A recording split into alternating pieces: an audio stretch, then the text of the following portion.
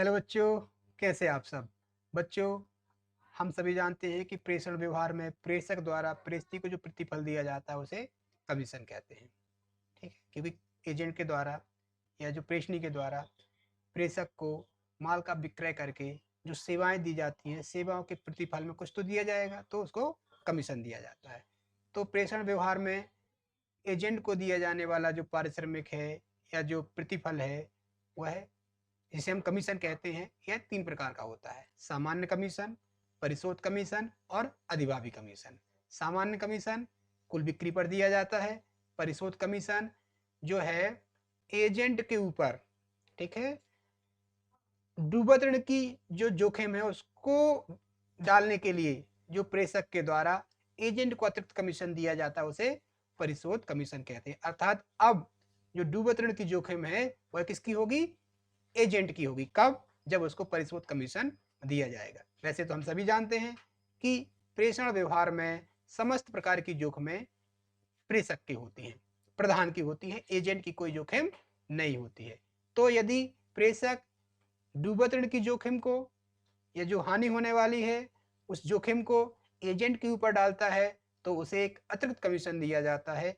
इस अतिरिक्त कमीशन को परिशोध कमीशन या डेल क्रेडिटर कमीशन कहते हैं। तीसरे प्रकार का कमीशन जो है अधिभावी कमीशन है।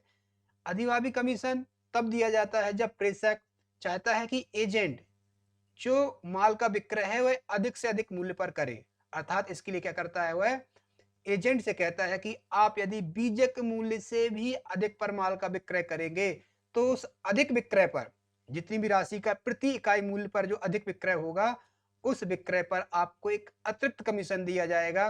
जिससे क्या होगा? एजेंट प्रोत्साहित होगा कि माल को प्रति इकाई अधिक से अधिक मूल्य पर बेचे। तो इसे हम कहते हैं अधिभावी कमीशन। अर्थात बीजक से अधिक मूल्य पर माल बेचने के हेतु प्रोत्साहित करने के लिए अधिक दर से जो कमीशन दिया जाता है उसे हम अधिभावी कमीशन कहते हैं। तो बच्चों, पहला होता है सामान्य कमीशन जो कुल विक्रय पर दिया जाता है, अर्थात उधार विक्रय और नगद विक्रय दोनों के योग पर। ठीक है। परिशोध जो कमीशन होता है उस संबंध में आपको प्रश्न को ध्यानपूर्वक पढ़ना होगा कि प्रश्न में यदि लिखा है कि परिशोध कमीशन उधार विक्रय पर देना है, तब ऐसी स्थिति में परिशोध कमीशन उधार विक्रय पर दिया जाएगा। निर्देश के अभाव में, ठीक है, जो परिशोध कमीशन है वह किस मूल्य पर दिया जाएगा? कुल विक्रय मूल्य पर ही दिया जाएगा। और तीसरा जो अधिभावी कमीशन है वह किस मूल्य पर दिया जाएगा? बीजक मूल्य से अधिक पर। जितना भी बीजक मूल्य से अधिक मूल्य का विक्रय होगा उस पर दिया जाएगा अधिभावी कमीशन। तो इनको हम समझने के लिए कुछ उदाहरण को हल कर लेते हैं ताकि आपको ये चीजें अच्छी तरह से समझ में आ जाएं। तो बच्चों, सवाल इस प्रकार से हैं। पहला सवाल है कि नगद विक्रय 40,000 का है, उधार विक्रय 60,000 का है। सामान्य कमीशन की दर 10% है और परिशोध कमीशन की दर 6% है। कुल कमीशन की राशि ज्ञात कीजिए। तो सबसे पहले हम ज्ञात कर लेंगे टोटल विक्रय कितना हुआ है। जो कैश सेल्स है और जो क्रेडिट सेल है दोनों को हम जोड़ लेंगे। तो कैश सेल्स हुआ है 40,000 का, क्रेडिट सेल हुआ है 60,000 का। तो टोटल सेल कितने का हो जाएगा? 1,00,000 रुपए का। ये निकल के आ गया हमारा टोटल सेल। कुल विक्रय हुआ है 1,00,000 रुपए का। तो कुल विक्रय पर दिया जाता है सामान्य कमीशन। तो सामान्य कमीशन, जनरल कमीशन बराबर हो जाएगा total sales into rate of commission divided by 100। इसमें हम मान रख देंगे टोटल सेल है 1,00,000 का, गुणा कर दिया 10% डिवाइडेड बाय 100, तो निकल आएगा आपका 10,000 रुपए। यह हो जाएगा सामान्य कमीशन। अब हम पढ़ेंगे, निकालेंगे परिशोध कमीशन। परिशोध कमीशन अर्थात डेल क्रेडिटर कमीशन। कैसे याद करते हैं? यह भी कुल विक्रय पर दिया जाएगा। क्यों दिया जाएगा कुल विक्रय पर? क्योंकि प्रश्न में कोई निर्देश नहीं है कि इसे सिर्फ उधार विक्रय पर देना है, तो इसे हमेशा आप कुल विक्रय पर निकालेंगे। तो निकाल लेते हैं कुल विक्रय पर। ठीक है, कितना परसेंट है? 6% है। तो मान रख देते हैं टोटल सेल 1,00,000 गुणा 6/100 और इसको हल किया तो निकल के आ गया हमारा 6,000 रुपए। इस प्रकार से हम 10,000 और 6,000 को जोड़ लेंगे तो टोटल कमीशन ज्ञात हो जाएगा। इस प्रकार से हमने एजेंट का कमीशन ज्ञात कर लिया। अब एक और उदाहरण के द्वारा हम देखते हैं कि कमीशन की गणना कैसे की जाती है। प्रेषित माल का बीजक मूल्य 60,000 और 60,000 के माल का 80% माल 64,000 में बेचा गया। सवाल समझिएगा, पूरे माल का बीजक मूल्य जो है प्रेषित माल का वह 60,000 है। इस 60,000 का 80% माल जो है वो 64,000 में बेच दिया गया, मतलब बीजक मूल्य से भी अधिक के मूल्य पर बेचा गया है। सामान्य कमीशन बीजक मूल्य पर, देखिए ध्यान दीजिएगा, सामान्य जो कमीशन है वो बीजक मूल्य पर दिया जा रहा है, कितना 10%, तथा बेचे गए माल के विक्रय मूल्य पर तथा बीजक मूल्य के अंतर पर, अर्थात बेचे गए माल के विक्रय मूल्य तथा बीजक मूल्य के अंतर पर, मतलब बेचे गए माल का जो बीजक जो मूल्य है बीजक मूल्य से जितना अधिक होगा उस पर कितना परसेंट, 25% अधिभावी कमीशन दिया जाता है। तो आपको कुल कमीशन की गणना करनी है, तो ज्ञात कर लेते हैं। सबसे पहले देख लेंगे कि जो हमने 60,000 का माल है, ठीक है, वह कितने में बेचा है, 64,000 में बेचा है, तो सेल्स हो गया हमारा 64,000 का। अब जो माल बेचा गया है वह उसका बीजक मूल्य कितना था, यह ज्ञात करना होगा, क्योंकि ये जो 60,000 लिखा है, ये जो 60,000 है यह तो पूरे माल का बीजक मूल्य है, इसमें से सिर्फ 80% ही बेचा गया है, तो 80% का हम क्या निकाल लेंगे, बीजक मूल्य ज्ञात कर लेंगे। तो invoice price of goods sold कितना, 60,000 का 80%, 60,000 पूरे माल का बीजक मूल्य, उसका 80% निकाल लेते हैं, कितना आ जाता है, ये आ गया 48,000। 48,000 का माल हमने 64,000 में बेच दिया, मतलब अधिक पर विक्रय किया, इसे हम कहेंगे अधिमूल्य, एक्सेस मूल्य, एक्सेस वैल्यू कितनी आ गई, 16,000।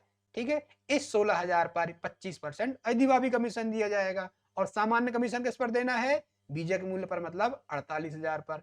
तो ज्ञात कर लेते हैं हम कमीशन। ठीक है, तो कमीशन पहले जनरल कमीशन ज्ञात कर लेते हैं, कितना परसेंट है, 10%, किस मूल्य पर है, इनवॉइस प्राइस पर। ध्यान दीजिएगा प्रश्न में लिखा है बीजक मूल्य पर। ठीक है, तो फार्मूला क्या बन जाएगा, invoice price of goods sold into rate of commission divided by 100, और इसमें हम अब मान रख देते हैं, कितना, invoice price of goods sold कितना आया है, 48,000 रुपए, और गुणा 10% डिवाइडेड बाय 100, तो कितना निकल के आ गया, 4,800। अब बच्चों हम गणना कर लेते हैं कौन से, अधिभावी कमीशन, ओवरराइडिंग कमीशन की। तो ओवरराइडिंग कमीशन किस पर देना है, अधिमूल्य पर। तो बच्चों अधिमूल्य कितना निकाला था हमने, 16,000, तो इस 16,000 पर क्या निकाल दिया जाएगा, अधिभावी कमीशन ज्ञात कर ली जाएगी, excess value into rate of commission divided by 100। ठीक है, तो अब हम इसमें मान रख देते हैं, एक्सेस वैल्यू कितनी है, 16,000 की गुणा 25/100, और इसको हल कर दिया तो निकल के आ गया 4,000। पहले हम कितना निकाल चुके थे कमीशन, 4,800, और अब कितना निकला है, 4,000। टोटल कमीशन कितना हो जाएगा, 4,800 धन 4,000 बराबर 8,800। तो इस प्रकार से बच्चों हमने बीजक मूल्य पर सामान्य कमीशन और एक्सेस वैल्यू पर परिशोध कमीशन की गणना कर ली। अब एक और सवाल हल करते हैं कि प्रेषित माल का बीजक मूल्य 80,000 के माल का 80%, मतलब 80,000 का माल है, उसका 80% माल बीजक मूल्य पर 25% लाभ लेकर बेचा, जिसका 75% भाग उधार विक्रय किया गया, कुछ माल उधार भी बेचा गया है। सामान्य कमीशन आपको 10% देना है, परिशोध कमीशन उधार विक्रय पर 4% देना है, और बेचे गए माल के विक्रय मूल्य तथा बीजक मूल्य के अंतर, अर्थात बीजक मूल्य से जितने अधिक पर माल बेचा जाएगा उस पर 15% अधिभावी कमीशन की गणना आपको करनी है। तो बच्चों कर लेते हैं गणना। सबसे पहले ये निकाल लेंगे कि जो माल बेचा गया है कितने का था, वह पूरा माल था 80,000 का, उसका कितना भाग बेचा गया है, 80%। तो पहले हम निकाल लेंगे invoice price of goods sold. ठीक है, बेचे गए माल का बीजक मूल्य कितना, 80,000 का 80%, जो निकल के आ गया 64,000। 80,000 का 80% निकल के आ गया 64,000। अब ये जो माल बेचा गया है ये भी 64,000 में नहीं बेचा गया है, इससे भी 25% लाभ लेकर, मतलब 64,000 का 25% और लाभ लेकर माल को बेचा गया है। ठीक है, तो सेल प्राइस कितना हो जाएगा, sale price of goods sold, जो माल बेचा उसका विक्रय मूल्य कितना है, तो सबसे पहले तो 64,000, इसमें हम जोड़ लेंगे 64,000 का 25%।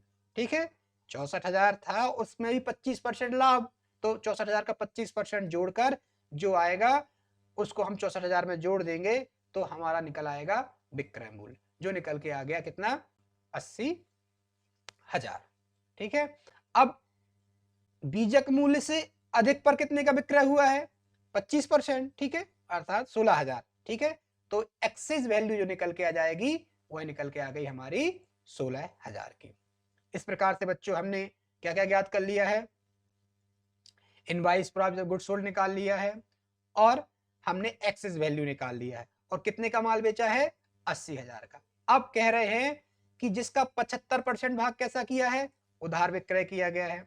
ठीक है, मतलब जो 80,000 का माल विक्रय हुआ है, माल कितने का विक्रय हुआ, 80,000 का, इसका 75% भाग कैसा है, उधार है। ठीक है, तो उस उधार पर क्या निकालेंगे हम, परिशोध कमीशन निकालेंगे। तो पहले अब हम ज्ञात कर लेते हैं सामान्य कमीशन। तो सामान्य कमीशन किस पर निकाला जा रहा है, लिखा होगा प्रश्न में, सामान्य कमीशन जो है 10%। ठीक है, तो किस पर दिया जाएगा, विक्रय मूल्य पर। विक्रय मूल्य कितने का है, 80,000 का। देखिए पिछले प्रश्न में क्या लिखा था कि सामान्य कमीशन बीजक मूल्य पर।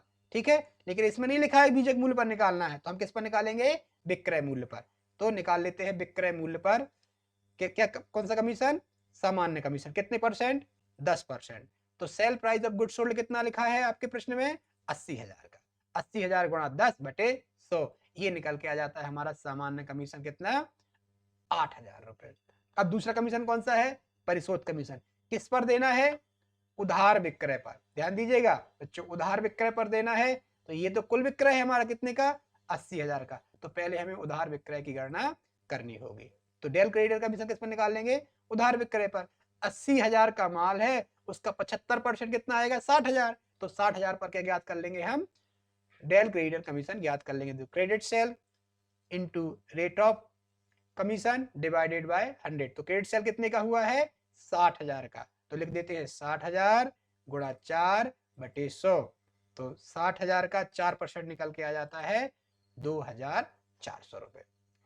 ठीक है, इसके बाद कौन सा कमीशन निकालना है, ओवरराइडिंग कमीशन। तो ओवरराइडिंग कमीशन किस पर दिया जाता है, एक्सेस वैल्यू पर। एक्सेस वैल्यू कितनी निकाली थी हमने, 16,000 की। तो एक्सेस वैल्यू पर क्या निकाल लेंगे हम, उसका कमीशन ज्ञात कर लेंगे। कितना परसेंट था, देख लेते हैं बच्चों, ये था 15%। तो 15% कमीशन हम ज्ञात कर लेते। एक्सेस वैल्यू 16,000 की गुणा 15/100, इसको हल कर दिया तो ये भी निकल के आ गया कितना, 2,400। ठीक है, और इस प्रकार से हम टोटल कमीशन की गणना कर लेंगे। तो कौन कौन से कमीशन है, जनरल कमीशन 8,000, ठीक है, और डेल क्रेडिटर कमीशन 2,400, और ओवरराइडिंग कमीशन भी 2,400। इस प्रकार से टोटल कमीशन हो जाता है 12,800। तो बच्चों इस प्रकार से हमने एजेंट को दिए जाने वाले प्रतिफल अर्थात पारिश्रमिक की गणना करना सीख लिया है। तो 3 प्रकार के कमीशन होते हैं, सामान्य कमीशन, ये कुल विक्रय पर दिया जाता है। परिशोध कमीशन भी कुल विक्रय पर दिया जाता है, लेकिन अगर प्रश्न में लिखा है कि इसे उधार विक्रय पर दिया जाना है तो आप उधार विक्रय पर कैलकुलेट करेंगे। और परिशोध कमीशन के बाद जो आता है तीसरा, अधिभावी कमीशन। अधिभावी कमीशन ओवरराइडिंग कमीशन दिया जाता है एक्सेस वैल्यू पर, अधिमूल्य पर, अर्थात बीजक मूल्य से अधिक मूल्य पर जो विक्रय होगा उस विक्रय पर कौन सा कमीशन दिया जाएगा, ओवरराइडिंग कमीशन दिया जाएगा। तो इस प्रकार से बच्चों हमने कमीशन की गणना करना सीख लिया है।